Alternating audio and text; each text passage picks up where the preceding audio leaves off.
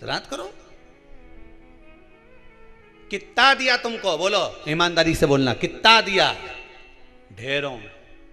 और एक बात बहुत अच्छे से कहूंगा, आप लोगों के जीवन में उतरे। अगर मायके में भाई, मायके में भाभी, मायके के लोग अगर आपके माँ बाप का श्राद्ध नहीं करते हैं तो बेटी भी अपने माता पिता का श्राद्ध कर सकती है। उसने भी दूध पिया है अपने माता पिता का,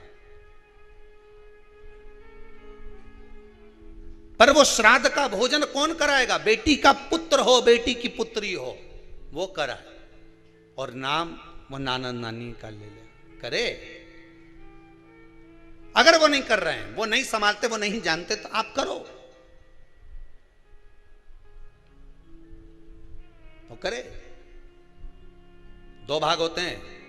जब एक रोटी गाय के मुख में दी जाती है, गाय के मुख में जब हम रोटी देते हैं, एक रोटी जब देते हैं, या तो गाय के मुख में 16 श्राद्ध में जब रोटी देते हैं तो रोटी को बीच में से तोड़कर, रोटी का जो भाग होता है उसको, मतलब ऊपर से फुलका का परत नहीं निकालना है। रोटी जो सीधी सीधी है ना, जैसे ये रोटी है तो इसको बीच में से तोड़ लिया, दो भाग विभाजित कर लिया, नीचे वाले भाग में भी थोड़ा सा गुड़ शक्कर रख लिया, ऊपर वाले भाग में भी गुड़ शक्कर रख लिया, एक के ऊपर एक रोटी को रख लिया, वो गाय को दी।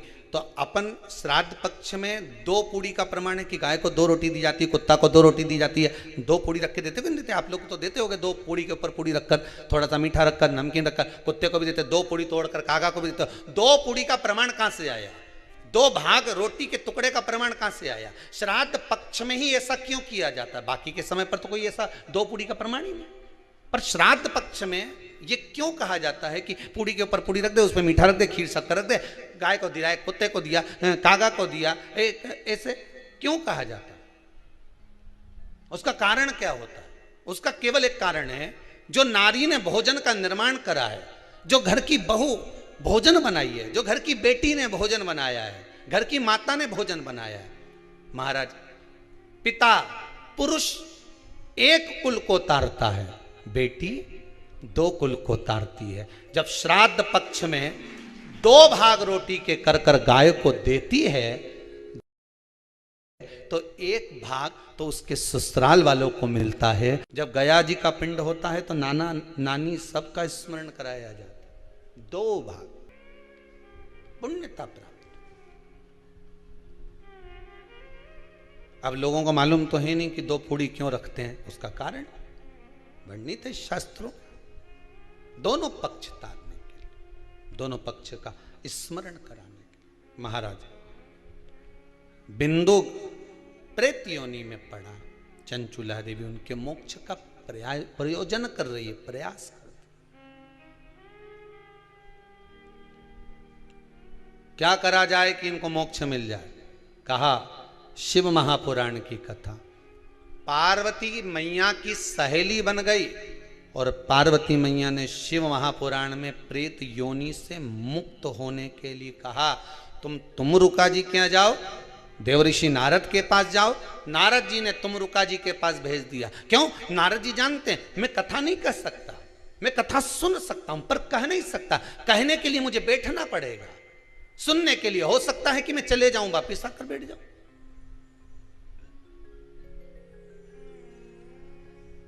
तुमरुका जी से कहा कथा कह दोगे?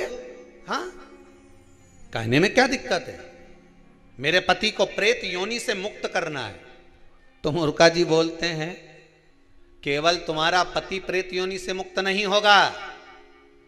तुमरुका जी ने शिव महापुराण में कहा, सुनो चंचुला देवी, केवल एक व्यक्ति शिव पुराण से नहीं तरता, इस बिंदुक जैसे ना जाने कितने प्रेत इस वायुमंडल में घूम रहे होंगे, ना जाने कितने पितर, ना जाने कितने आहूत, ना जाने कितने वासुक इस वायुमंडल में घूम रहे होंगे।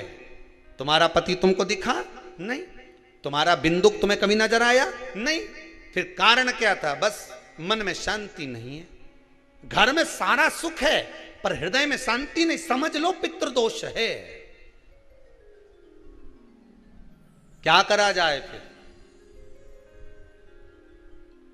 क्या करोगे महाराज? हृदय शांति, हृदय शांति।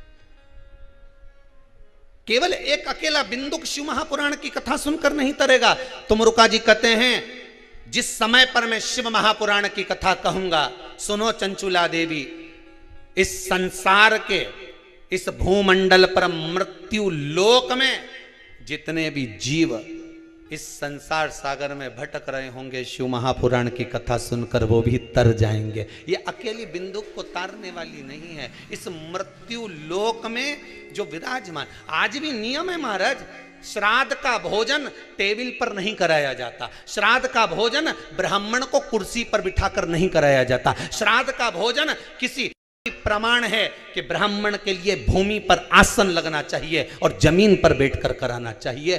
तब क्यों? क्योंकि इस भूमि पर बैठकर जब भोजन कराएंगे, इसी भूमि से ना जाने कितने पितृ गए, कितने तर्पण हुए, कितनी तिलांजलि हुई, इसी भूमि से, इस रज से, इस कण से ना जाने कितने जीव चल गए। अब लकड़ी पर या टेबल पर या कुर्सी पर बैठकर ब्राह्मण को भोजन कराने का प्रमाण नहीं है। अब आपका फैशन ज्यादा हो गया तो बात दूसरी है। पंडित जी ऊपर बैठ के खा लोगे क्या? पंडित जी तो बोल देंगे अच्छा है, खिला दो।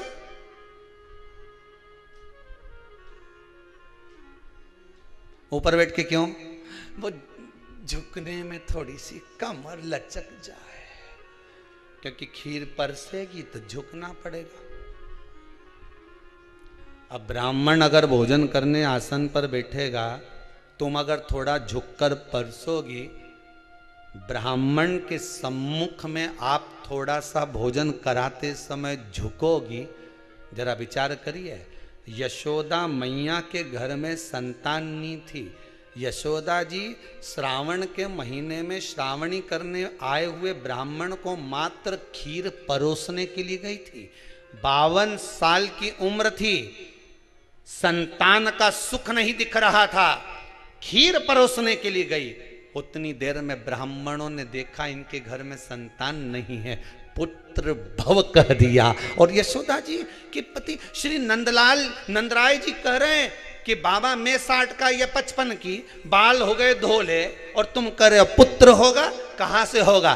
ब्राह्मण कहते हैं ब्राह्मण जब भोजन करता है, भोजन करते समय जब वर देता है, वो वर गलत नहीं हो सकता, कहीं से भी आएगा, पर छोरा तो आएगा। और आया, कहीं से भी आया, पर पुत्र आया, क्योंकि आशीर्वाद दिया था। श्राद्ध पक्ष का भोजन टेबल पर नहीं, कुर्सी पर नहीं, श्राद्ध पक्ष का भोजन ब्राह्मण को आसन लगाकर जमीन पर कराना चाहिए, भूमि पर।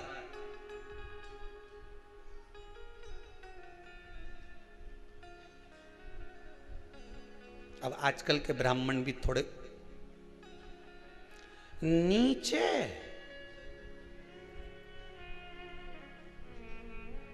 अगर हम टेबल पे ही जिम लें तो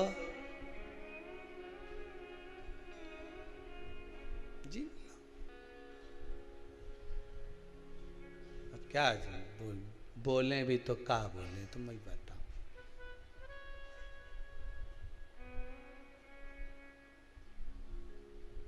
थोड़ा सा भाग भूमि का हो महाराज,